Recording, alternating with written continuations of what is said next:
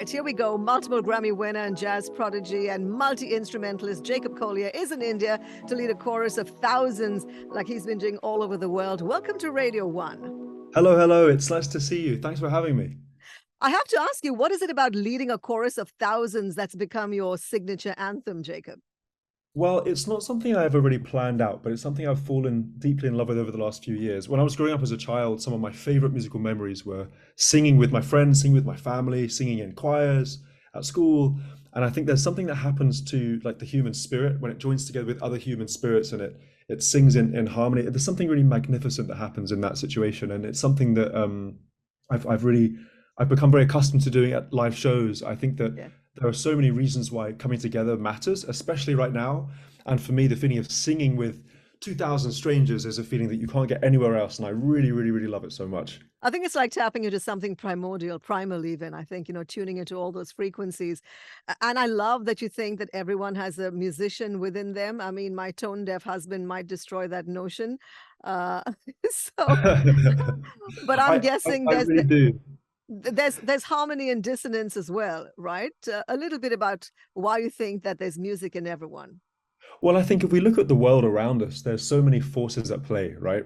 And some of those forces are in agreement and some of those forces are in disagreement. And I think one of the things that artists do so beautifully, and one of the reasons why artists are so important in this world, is that they have the skill and the power to kind of alchemize these forces, whether they're strange or confusing or joyous or very colorful. And so as I travel the world right now, and I play my songs in all sorts of different, different corners of the globe. I think it's really a passion of mine to kind of try and sense what kind of what kind of tonalities, what kind of colors exist in these different parts of the world. And I really think that everybody in the world is a musician as long as they have ears. And I think more importantly than that, I think everybody in the world has a voice. And I think Right. that it's such an important time to lift voices up. And I think sometimes when I think about what I'm here to do as a human being, I very much think of myself as somebody who makes space for other people's voices to rise up, to join Right. together, and to really try and hear what those voices are saying, if that makes sense. And traveling around the world, do you find that some nationalities sing better than others, perhaps? Well, I come from a very particular part of the world with a very particular idea of what is the right notes and what are the wrong notes. I think when you come from England, there's a particular way of listening, a particular way of training that guides you towards certain solutions musically. But I think one of the things that I enjoy being challenged on is, what notes are the right notes and what notes aren't the right notes. And I think that there aren't really any wrong notes ultimately. And, coming to India, one of the reasons I love this part of the world so much musically is that a lot of the musicians here and singers here in particular, they really enjoy to explore all the notes between the notes. And, when you brought up in England, there are this idea that there are, only a certain number of notes that exist, but in India you get all these beautiful notes between the notes, and I love exploring those too. So I'm here as a student as much as anybody else. So I was going to come to the whole India Connect, and we have an ancient history of music, like you just said. And I Yeah, noticed that in one of your Insta posts recently, you actually soundtracked it with the Zakir Hussain piece. yeah. So a little bit about exploring perhaps Indian musical instruments, and have you used many in your work? I have. I'm always on the lookout for things that sound fascinating and colorful, and luckily for me, India is just full of these things. So at home, I've played. I would not say with any amount of mastery, but I've definitely played with a great amount of curiosity. My tabla, um, and I collaborated recently with Anushka Shankar, who brought her sitar over to my house, and that was a very fascinating whole sound world. I have an instrument called an ektar in my house, which I think is from this part of the world. It has one Yep, string and you kind of yep. squeeze This the is the instrument one. together. It's Mhm. beautiful. And I have a bansuri at home, but I think I maybe sat on it, so it maybe has a crack down the middle, which is really a shame. But I have a room that's very small, and so often instruments get kind of curtailed with each other. But I really, really enjoy all of these different sound worlds that India has to offer, and I'm always on the lookout for new things and new sounds. Yeah. And I love the energy you bring to your show. You like literally fly in and you fly out, and then there's this vibe and this color. You love color. Also, you love your Crocs. So I'm guessing you're doing a lot of Oh. online shopping for Crocs.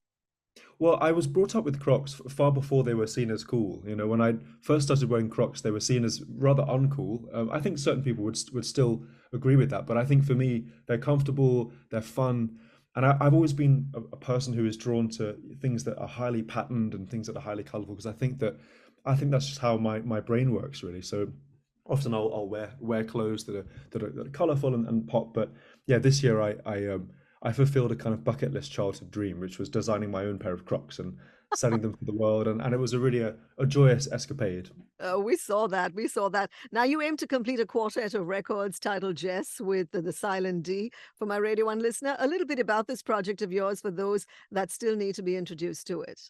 Sure. So Djesse volumes one, two, three, and four is a project I've been working on for about 6 years now, I guess. And it's a vast album project. It began as one big album, and then it kind of sprawled over into two, and then three, and then eventually into four. And each album has its own kind of sonic universe. So volume one is fundamentally an orchestral album. It's written for orchestra and with orchestra, completely detached from any kind of genre. It's just like all music with through an orchestra. Volume two is more folky, more based in sort of acoustic instruments. Volume three is more electronic and poppy and a little bit dancey. And volume four, which I actually finished this week finally, and will be coming out on February the 29th, is a real amalgamation of many different kinds of things. But fundamentally, it's actually a celebration of the human voice. And last year I toured all over the world and I recorded all of these different audiences singing in harmony. And so on the album, there's actually a 100,000 voice choir, which is a sound that I cannot describe. You just have to hear it.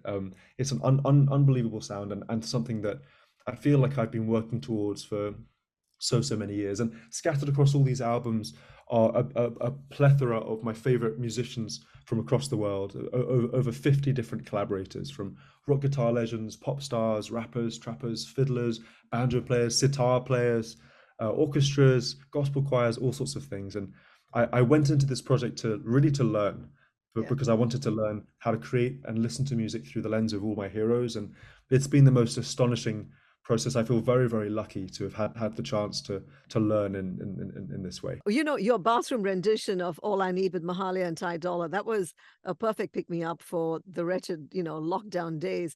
What have been the other unusual places perhaps that you've recorded at? Oh gosh. Well, I've recorded in all sorts of weird and wacko places. I mean, I suppose one would be all these different music venues over the last, 18 months all over the world, recording audiences.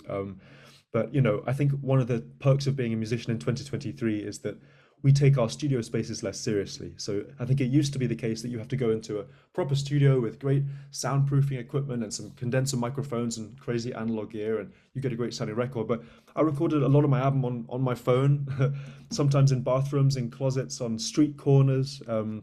Some of the collaborators I've been chasing down for these albums have been quite hard to get a hold of. So sometimes it's just been me and a microphone and a suitcase traveling to, say, Morocco or Portugal or Japan, all these different places, and just kind of seeing what I can get. But it's a in some ways quite a good lesson that people aren't moved always by things that are perfect. Things that people are moved by things that are human. And I think one of my jobs as an artist and a musician is to reveal some of those imperfections as glorious in the Yeah. world.